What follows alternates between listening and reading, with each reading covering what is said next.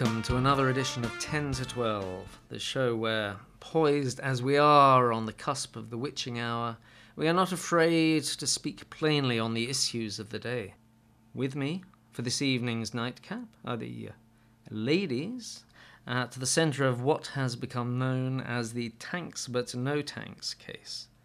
Sergeant Joe Mann of the Military Police and former Captain Ellen Corby. Welcome. Well, our 10-minute format allows no time for niceties, so let's get straight to it. Why do you hate men? You want that answered in 10 minutes? I don't think we accept the premise of the question. Ask us another. Captain Ms. Corby, you resigned your commission and your post as aide to Brigadier James Langton, apparently without any thought about how it would affect your future. I was more concerned with how staying on in the post would affect my conscience. And yet you, Sergeant Mann, chose to remain a redcap. Not the same situation. If she'd stayed, Captain Corby's first duty was to her commanding officer. In my job, mine's only to the truth. I'm free to follow my conscience. Was it your conscience you were following the night you climbed into that tank? I was responding to a summons from Captain Corby. A summons which came, in fact, from Brigadier Langton. Using Captain Corby's phone, as you know. The Brigadier asked Captain Corby to contact me, then dismissed her and waited in the tank park. So you went with a view to meeting Captain Corby? She was working for the Brigadier. It was in that capacity she contacted me. Because, of course, the captain would have no personal reason to want to get in touch with you. Well, so Brigadier Langton contacted you via Captain Corby in order to show you new evidence in the assault case you were investigating. That was what the text said, yes. So when you got to the tank park, the Brigadier invited you to look inside a tank. A Challenger Mark II, yes. And you did so. Yes. You were still under the impression that this was purely about the case. Yes. Really? How old are you, Miss Sergeant Mann? I've been a soldier for 7 years. She's talking about loyalty, discipline, trust. Look them up.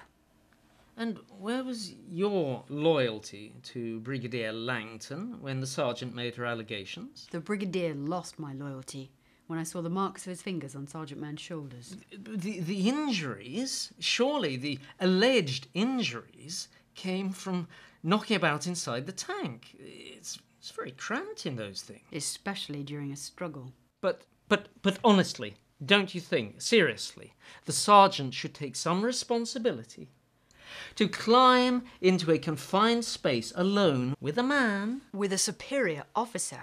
Responsibility? Yes, his responsibility. But men, even brigadiers, are only human. Remember Dr. Johnson. The law gives women little power because nature has given them so much. In your presence, we are ruled by the biological imperative. Are we to blame for that? One of your own, Camille Paglia, famously contended that women need to be more careful when entering that kind of situation, which involves risks that can be avoided. Being intelligent clearly doesn't stop you from being stupid. I suppose I should be impressed you've taken note of a woman's opinion on the subject. I imagine he has a researcher for that. Yes, lovely girl. Seriously, I don't know where I'd be without her. I have no idea how to make decent coffee. What a charming way you have about you. All the better to put you at your ease. Sometimes men have strange ideas about how to do that. Do you know much about men, Captain? About as much as you know about women. Enough to be wary. You're suggesting I'm afraid of women? All this hostility has to come from somewhere. Hostility?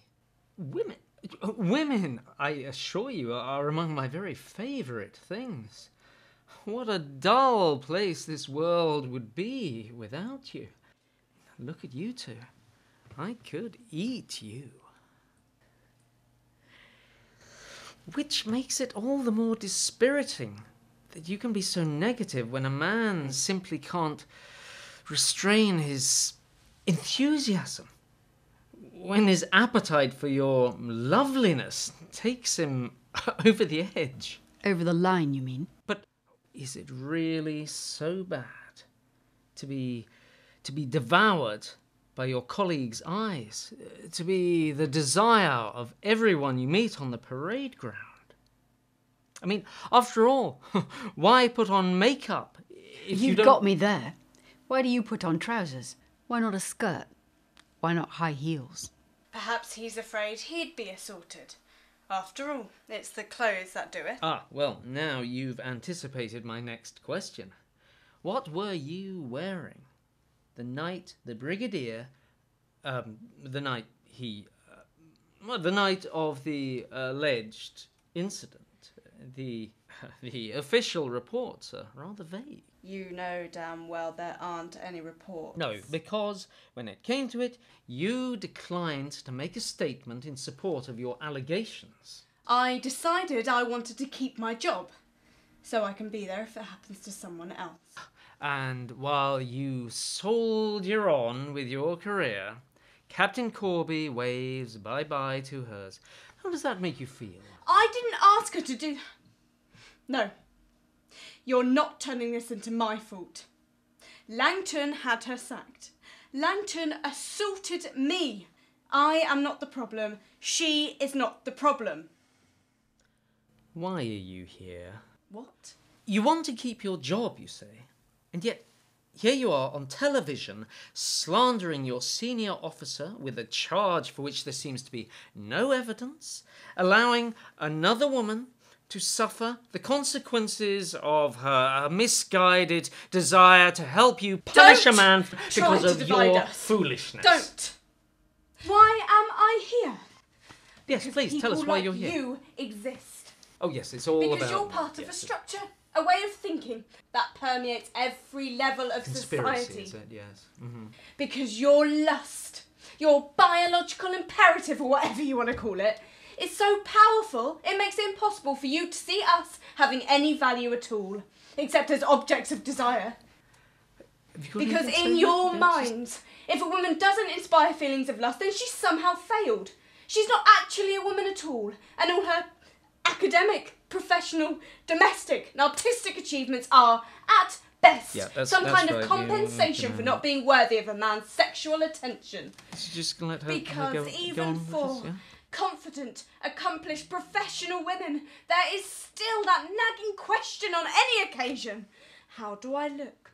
Because that is the only badge of merit for women. Yeah. That's what men value. And what men value, society values. Because there is nothing apart from physical strength that actually separate women from men.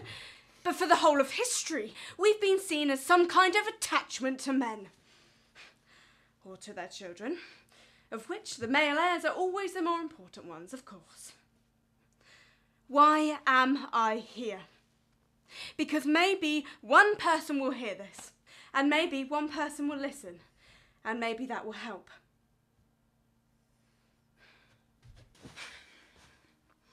Of course, for that to be true, that one person will probably have to be a man.